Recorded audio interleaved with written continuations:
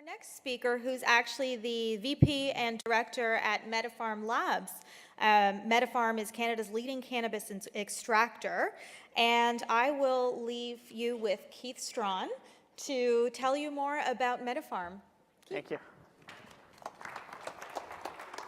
Thank you very much. Thanks to Green Frontier for putting on an amazing event, and thank you everyone for your time. As mentioned, MediPharm Labs is the first and only licensed producer that's been licensed by Health Canada solely for concentrate manufacturing. So I'm going to actually start with a video just to kind of give you a glimpse of our GMP facility and the clean rooms that we operate in, because words and pictures don't do it much justice.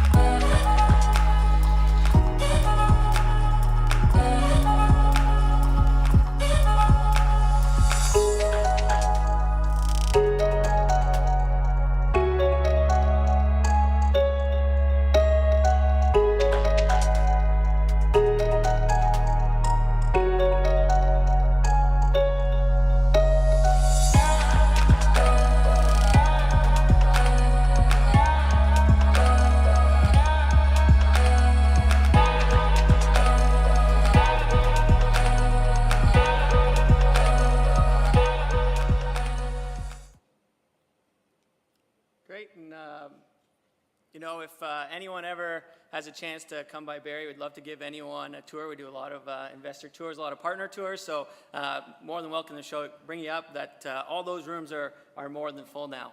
But just a bit about being the first and a little bit of my background. So I'm the co-founder of MediPharm Labs. We started the company with 4 like-minded individuals. My background's in healthcare. The other co-founder, Pat McCutcheon, his background's in pharma. We met while I was working at Royal Victoria Regional Health Centre.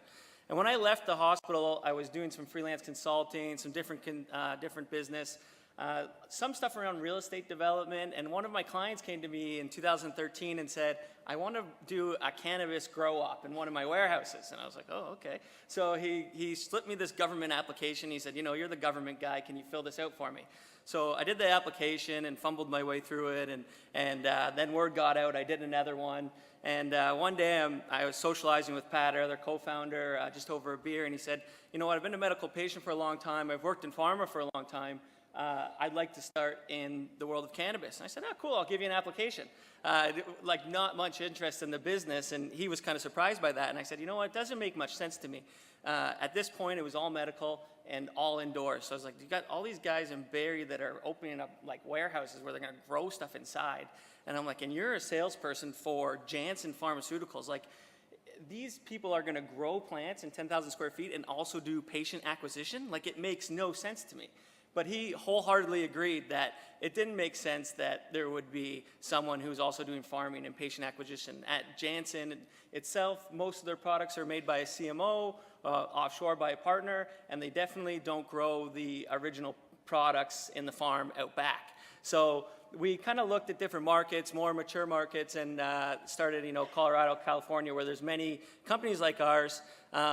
It didn't really fit the mold of what Health Canada had. A lot of these companies that are vertically integrated, and there's a lot of great ones, were forced to go that way. Just the way that the legislation was, it wasn't very flexible. So we really plowed that path, and we were always surprised that we were the first when we got it. Talking to investors, a year ago at this time, we'd say, oh, there's probably going to be 10 or 12 of us based on what's going on in other jurisdictions. So by really plowing that, it was a lot of back and forth with Health Canada, a couple calls from them saying, hey guys, you forgot to check the cultivation box. And no, we didn't forget, we're going to do extraction only. So we made the regs work for us and what we wanted to do. We're also a global company, so this is our facility in Australia. It's no longer just a rendering. We'll have to update this. The panels are up and the roof actually goes on today. If you check out our social media, you can see that facility is being built. It's in the state of Victoria, just about an hour away from Melbourne. So really, when we look at it and looked at our background and where we wanted to be in the value chain and where we thought we could add the most value, we knew we were a medical-first company. And being a medical-first company, we had to do things the medical way. So we built a facility, which you saw, using clean rooms that are consistent with the same builders and designers who did, you know, the last expansion at Pfizer. They've done work at Apotex, TheraPure. So they're no stranger to doing, you know, Class D, Class C rooms that you would do in pharmaceutical manufacturing. Many of our rooms are actually ISO certified, so there's an ISO certification for clean rooms. Many of ours are ISO certified, much like a compounding pharmacy or pharmaceutical production. To really segue this, we really need to beef up our operational strength. So, you know, Pat, myself, the other co-founders were coming from the business side, but when we looked at pharmaceutical manufacturing, we knew we needed pharmaceutical manufacturing professionals. So we have David Mayers, who's our COO. He was once for 15 years the VP of Purdue, where at one point they were doing $6 billion worth of product out of their Pickering plant. Dr. Chris Telpis was actually our first employee. He's our head of QA. Spent 25 years at TheraPure, where they do biologics and are under tight regulations with the FDA and EU GMP, and then round out our team with a bunch of other professionals I'd love to introduce you to in the future. So really, when you look at this, and sorry, the slide's a little bit messed up, but we have two business models. One, we do contract processing. So tons of great Canadian cultivators out there. What we do is we help them get an oil to market. So we have 5 contracts to date with LPs where they send us their awesome flower or trim and we make it into even better oil. That oil can go back to them to be distributed to their medical patients, or we can drop that right into a distribution channel such as the Ontario Cannabis Store. We also do white label products. So we buy wholesale from, to date we've bought about 3,500 kilograms. We buy that wholesale and sell it wholesale, either in bulk so people can make their own products, or we'll make an end product.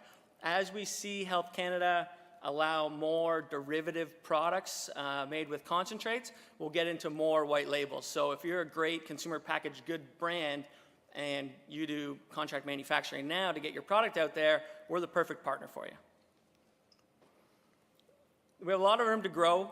In our facility now, we operate in about 8,000 square feet of actual clean rooms. That could process over just about 100,000 kilograms of dry cannabis a year. To put that in perspective, in 2017, there was about 90,000 grown legally in Canada. So we could have serviced that whole market in 11 and a half months. We're quickly expanding as everyone else is in the industry. So as these large greenhouses come online, we want to be ready. So we bought our building's 70,000 square feet.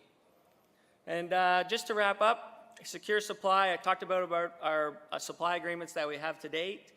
And future of the industry, I think we can all agree on that. And really, just want to leave you with that we're a great value. So we're publicly traded now on the TSXV. Some of our comparables that are also in the space, these are other Canadian companies that are extraction only, but have not yet achieved their license. So we feel that we're a little bit ahead of them as far as production goes and operations go. And you can, if you look at our current market caps, we have a lot of value in our stock. And I'll leave you at that. Myself and a couple other members from our team are around. So if you have any questions, I can catch up with you then. Thank you.